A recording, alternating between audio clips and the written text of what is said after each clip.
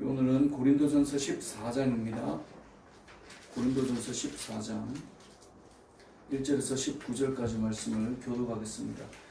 사랑을 추구하며 신령한 것들을 사모하되 특별히 예언을 하려고 하라.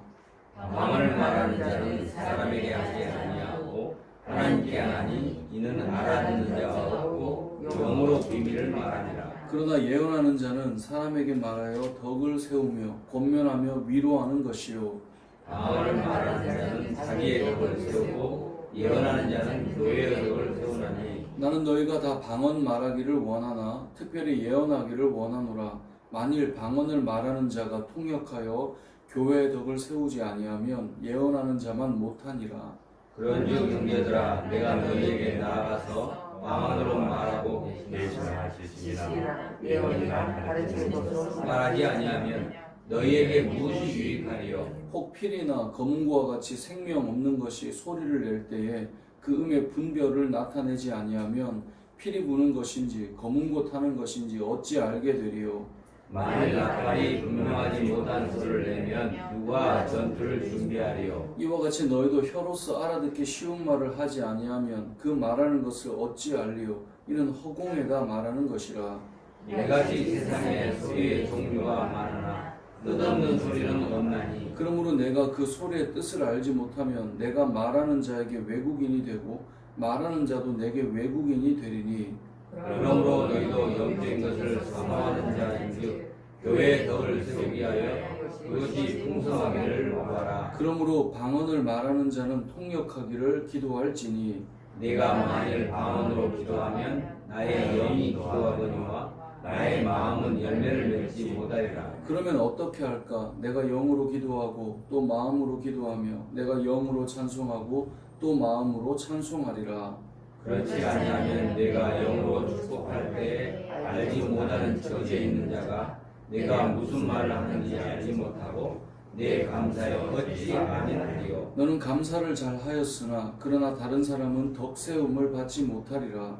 내가 너희 모든 사람보다 방언을 더 말함으로 하나님께 감사하노라. 함께요. 그러나 교회에서 내가 남을 가르치기 위하여 깨달은 마음으로 5마디 말을 하는 것이 1만 마디 방언으로 말하는 것보다 나으리라. 아멘. 어느 시골 교회 젊은 목사님이 부임을 하셨어요.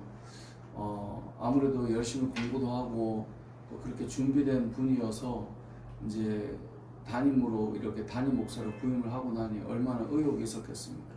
설교를 하는데 이 성경이 히브리어로 헬라어로 되어 있으니까 히브리 헬라어로 막 설교를 하고 또 영어로 막 이 표현들을 하면서 설교를 해요. 근데 이제 문제는 시골 교회다 보니까 어르신들이 그 말씀 자체가 좀 어려운 거죠. 하지만 우리 목사님 참 똑똑하시다, 좋은 분이 오셨다 이제 생각을 하게 되는 거예요. 특히 우리나라는 좀 더 그런 게 있잖아요. 배운 분 이러면 뭔가 좀 더 좋아 보여요. 근데 한 주가 지나고 두 주가 지나고 계속 이 영어가 많이 나오고 막 이 히브리어 헬라가 많이 나오니까 처음에는 똑똑하신 분이어서 좋았는데 잘 못 알아듣겠는 거예요, 어르신들이. 그러니까 똑똑해서 좋긴 한데 설교는 못 알아듣겠고, 그러니까 시간이 가니까 이게 점점 싫은 거예요. 왜냐면 뭔가 말씀을 알아들어야 이 감동도 되고 감사도 되는데 목사님 똑똑한 건 알겠는데 이제 우리한테는 이게 그게 안 되는 거죠. 저도 이제 설교학을 배웠지만 신학대학원 다닐 때 설교자는 일단 들리는 설교를 해야 된다 그런 말을 하거든요. 그래서 저한테도 그게 늘 고민이고, 또 이제 우리 교회는 중고등부 아이들도 어린이집을 같이 드리니까 저희 이제 아이에게 늘 물어봐요. 오늘 말씀이 어떤 내용이었는가. 그러니까 이제 그 내용 자체가 일단 들려야 되니까 그 부분을 늘 물어보는데 오늘 이제 이 14장 내용이 이와 같은 맥락입니다. 들리지 않는 이야기들을 하는 것이 과연 교회 안에 어떤 유익이 있을까? 이제 이것을 오늘 본문은 말씀하고 있는 겁니다. 여러 은사가 있다고 12장에 말했고요. 13장은 사랑장이고 14장으로 넘어와서 두 가지 은사를 이야기해 줍니다. 하나는 방언이고 하나는 예언입니다. 자, 2절에 가보면 방언을 말하는 자는 사람에게 하는 게 아니죠. 누구에게요? 하나님께 하는 거예요. 그래서 알아듣는 자가 없고 영으로 비밀을 말하는 게 방언이에요. 그래서 우리가 방언으로 기도하는 분들은 하나님 앞에서 받은 그 방언을 가지고 하나님께 구하고 기도하죠. 자, 그런데 예언은 3절에 보면 그러나 예언하는 자는 누구에게 말해요? 사람에게 말해요. 그래서 무엇을 세워요? 덕을 세우며 권면하며 위로하는 거예요. 방언은 다른 사람에게, 여러분 제가 만약에 이제 방언으로 여러분에게 막 이렇게 설교식 얘기를 하면 여러분이 도대체 저분이 뭐라고 말하는지 알지는 못해요. 단지 저는 하나님 앞에서 그 말을 통해서 나의 덕은 세울 수 있지만 듣는 자들의 덕은 세우지 못해요. 권면도 안 되고 위로도 안 된다는 거예요. 반면에 예언은 그렇다는 거죠. 그래서 4절에 보면 방언을 말하는 자는 자기의 덕을 세우고요, 예언하는 자는 교회의 덕을 세운다고 되어 있습니다. 그럼 4절을 같이 한번 읽어보겠습니다. 시작. 방언을 말하는 자는 자기의 덕을 세우고 예언하는 자는 교회의 덕을 세우나니. 자, 그래서 5절에 보면 나는 너희가 다 방언 말하기를 원해요. 왜요? 자기의 덕을 일단 자기를 세워야 되니까요. 방언 말하기를 원하지만 특별히 뭘 더 원해요? 예언하기를 원해요. 왜냐하면 만일 방언을 말하는 자가 통역하지 않으면 교회의 덕을 세우지 못하기 때문에 예언하는 자만 못하는 거예요. 왜냐하면 방언은 지극히 자기를 위한 신앙이에요. 하지만 예언은, 여기서 말하는 예언은 다른 사람들이 알아들을 수 있도록 말하는 설교나 가르침이나 권면을 말해요. 이것은 자신이 아닌 다른 사람을 유익하게 하는 것이죠. 앞서 말한 대로 탁월한 언어의 능력을 가져서 어떤 목사님이 중국어를 너무 잘해요. 설교 때마다 중국어를 계속 사용해요. 그러다 보면 듣는 사람이 저분은 정말 중국 언어를 참 잘하는구나. 근데 무슨 말인지 모르겠어요. 그러니까 듣는 자들의 유익은 전혀 없어요. 자기의 덕은 세워요. 나는 이런 어떤 부분이 있어. 이제 그게 된다는 거죠. 그래서 우리가 이제 6절을 보면 그런즉 형제들아 내가 너에게 나아가서 방언으로 말하고 계시나 지식이나 예언이나 가르치는 것을 말하지 않으면 너희한테 무슨 유익이 있겠느냐. 만약에 전쟁에 나갔을 때 군사들이 나팔을 뿌 하고 길게 부는데 이게 전진하라는 건지 후퇴라는 건지 만약에 알지 못하면 어떻게 전쟁에 나갔느냐, 나갈 수 있겠느냐 이 말이에요. 그게 8절이에요. 만일 나팔 소리가 분명하지 못하면 누가 전투 준비를 할 수 있겠냐는 거예요. 그래서 그 신호가 뭔지 알아야 된다는 거거든요. 그래서 만약에 너희도 9절에 혀로서 알아듣기 쉬운 말을 하지 않으면 그 말하는 것이 어떻게 알겠는가. 이거는 허공에다 말하는 것 아니냐. 그러니까 세상의 소리는 다 의미가 있어요. 여러분이 방언으로 기도하는 것 다 의미가 있죠. 의미가 있는데 내가 모르면 그 모르는 것으로는 결국은 11절에 말하는 것처럼 소리의 뜻을 알지 못하면 외국어를 하는 것과 전혀 다르지 않다는 거예요. 사도행전에 보면 방언의 첫 시작이 나오죠. 성령이 임하여서 그 방언을 통해 어떤 일이 일어납니까? 복음이 전파되는 역사가 일어나요. 왜요? 곳곳에서 모였거든요. 절기가 되면 이방 땅에 있던 흩어졌던 유대인들이 다 모여요. 흩어진 유대인들은 흔히 우리가 말하는 이민 2세, 3세 이들을 말해요. 그러니까 언어를 잃어버렸어요. 그게 왔지만 이 히브리어를 잘 모르는 사람들도 있거든요. 그리고 외국인들도 있거든요. 그들이 방언을 통해 다 주의 복음을 들었다고요. 방언의 역할은 알아듣지 못하는 나 혼자만의 이야기가 아니라 누군가에게 복음이 증거되고 그 역사가 나타나도록 시작되었던 것이거든요. 그래서 여기 말씀은 12절에 그러므로 너희도 영적인 것을 사모하는 자인즉 교회의 덕을 세우기 위하여 그것이 풍성하기를 구해라. 13절에 그러므로 방언을 말하는 자는 뭐를 구해요? 통역하기를 구하라는 것입니다. 왜냐하면 그 방언 자체로는 교회의 덕을 끼치는 데는 큰 영향이 없기 때문에 그렇다. 그래서 우리가 방언으로 기도하는 것, 영으로 기도하는 것 그렇지만 열매를 맺지 못한다고 14절에 말씀해요.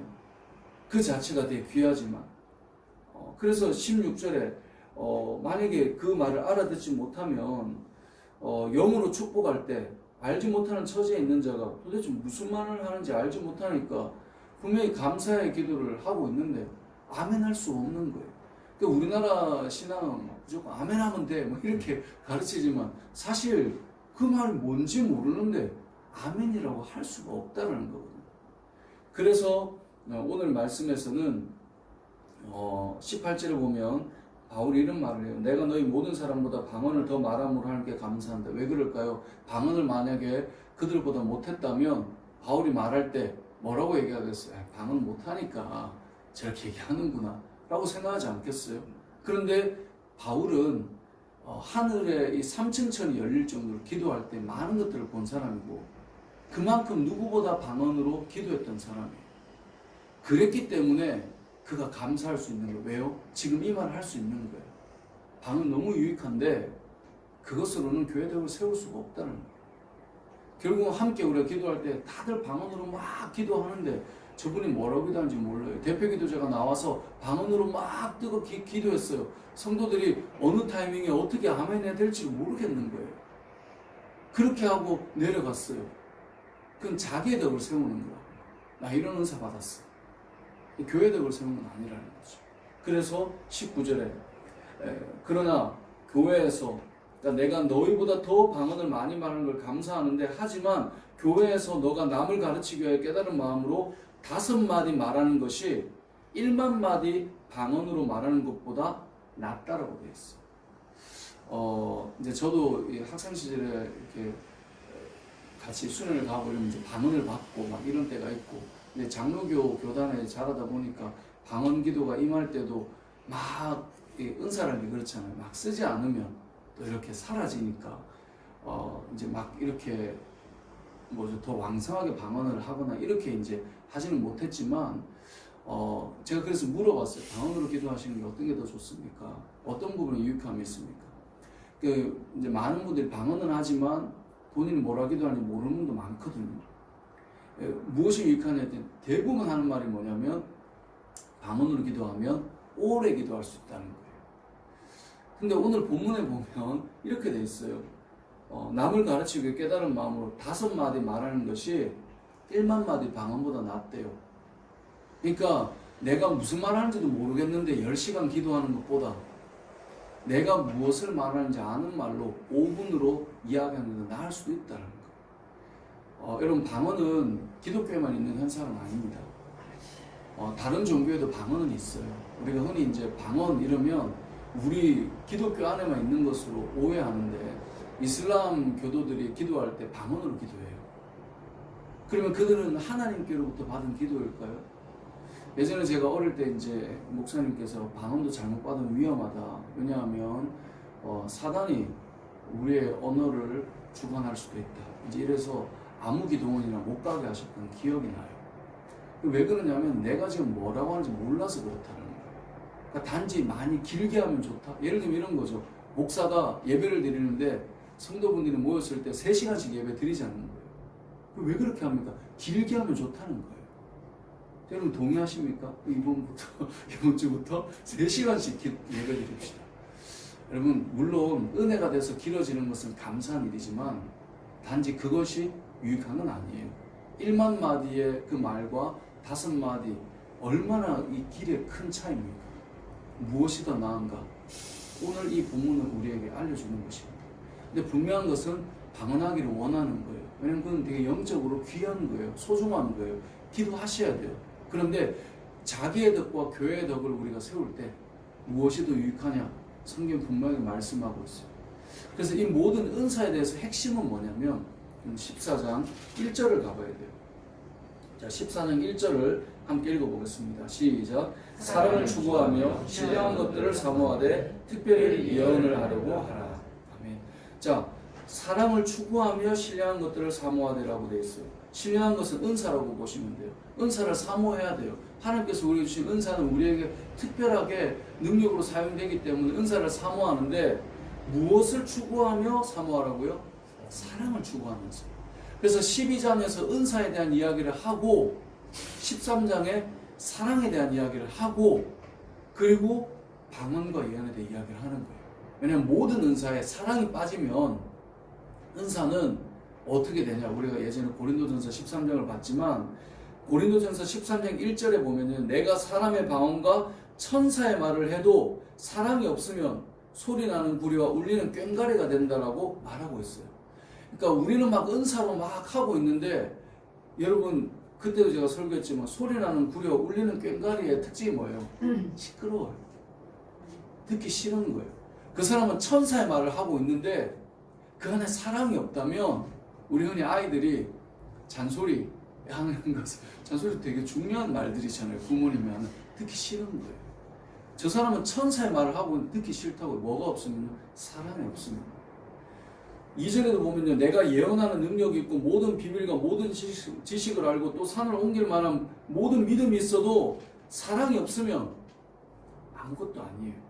그래서 13장 1절은 방언에 대한 이야기고 13장 2절은 예언에 대한 이야기고, 방언이든 예언이든 사랑이 없으면 시끄럽고 듣기 싫고, 그리고 그 예언의 말씀이 그렇게 해도 아무것도 안 일어나는 거예요. 사랑이 없으면. 그래서 사랑에 대한 이야기를 하고 14장에 와서 다시 사랑을 추구하며 신령한 것들을 사모하되 방언과 예언 중에, 방언은 자기의 덕을 세우니까 너희가 방언을 구해라, 중요하다. 하지만 더 중요한 건 교회의 덕을 세우는 거다. 여러분, 고린도전서를 우리가 쭉 보고 있지만 모든 것이 가하나 모든 것이 유익한 건 아니었죠. 나의 유익보다는 다른 이들을 세우는 유익을 위해 가야 된다라고 이야기해요. 왜냐하면 나의 유익을 위해 가는 것이 결국은 고린도 교회의 가장 큰 문제가 분쟁이었거든요. 결국 나의 유익은요, 깨트려짐과 나의 높음으로 흘러가기 때문에 이 고린도전서 이 맥락 전체를 보면 결국은 교회의 덕과 세우는 것이 하나님 나라를 세우는 거예요. 근데 신앙인들의 약점이 뭐냐면 뭘 하나 얻으면 그것이 나에게 엄청 큰 영광이 되어버려요. 그래서 다른 사람 상관없어요. 나의 것이 전부인 것처럼 가요. 근데 돌아보면 그렇게 가다 보면 나만 남아요. 그런데 우리가 가야 될 길은요, 내 유익이 아니라 다른 이들의 유익을 세우는 거예요. 그래서 방언이냐 예언이냐 뭐가 중요하냐 이렇게 따지면서 뭐는 필요 없냐 이런 얘기가 아니라 다 귀해요. 근데 중요한 것은 다 귀한데 교회의 덕을 세울 수 있는 그 예언이 되는 그 말씀의 5구절이 5마디가 도대체 무슨 말하는지 알 수 없는 1만 마디보다 그래도 그렇게 기도하면 한 몇 시간 날 수 있죠. 맞아요. 되게 귀하다고 저는 생각합니다. 왜냐하면 그렇게 하는 것은 우리의 영적 유익함이 있으니까요. 그런데 여러분이 구해야 될 그 눈물의 몇 마디가, 누군가를 생각하며 하나님 앞에 간구하는 그 몇 마디가, 함께 모인 회중의 이 교회가, 지금 이건 공동체 모임을 말하는 것이거든요. 혼자 기도하는 때야 뭐 상관이 없죠. 그런데 함께 모였을 때 그 사람을 위한 중요한 몇 마디의 말과 하나님 앞에 간구하는 아뢰미 훨씬 더 귀하다는 것입니다. 왜요? 다른 이들을 마음의 감동과 울림과 변화를 일으킬 수 있기 때문에. 그래서 이 모든 것들이 될 수 있는 근본 원인은 뭐냐면 사랑이에요. 내가 이만큼 혼자 할 수 있지만 사랑으로 이렇게 해주는 거예요. 그렇게 해서 또 교회는 세워져 가는 것이죠. 말씀을 정리하겠습니다. 우리는 신령한 것들을 사모해야 됩니다. 여러 은사들을 사모해야 되는데, 당시 고린도 교회에서도 이제 내일 또 본문에 나오지만 많은 은사를 받았기 때문에 그 받은 은사들을 막 쓰고 싶은 거예요. 그래서 막 하고 싶은 것들을 너희가 마음껏 하되 뭐가 더 우리에게 귀하겠느냐, 교회의 덕을 세우는 것은 무엇이겠느냐, 이것을 오늘 본문이 말씀하고 있다는 사실을 기억하시고, 단순히 현상으로 신앙을 만들어가면 나중에 위험해지는 게 뭐냐면, 제가 듣기로는 불교도 안에도 방언이 있다고 들었거든요. 그들이 늘 기도하다 보면 그들이 알지 못하는 언어로 기도하기 시작한다는 거예요. 만약에 그 자체만으로 되게 놀랍다고만 여겨버리면 다른 종교와 기독교를 여러분 이렇게 혼합시키거나 혼용할 수 있다는 것을 기억하시고, 우리가 구하는 것이 무엇인지, 우리가 말하는 것이 무엇인지 선명한 복음으로 나타나고 다른 사람과 교회의 덕을 세울 수 있는 저와 여러분 되시길 주님의 이름으로 축복합니다. 아멘.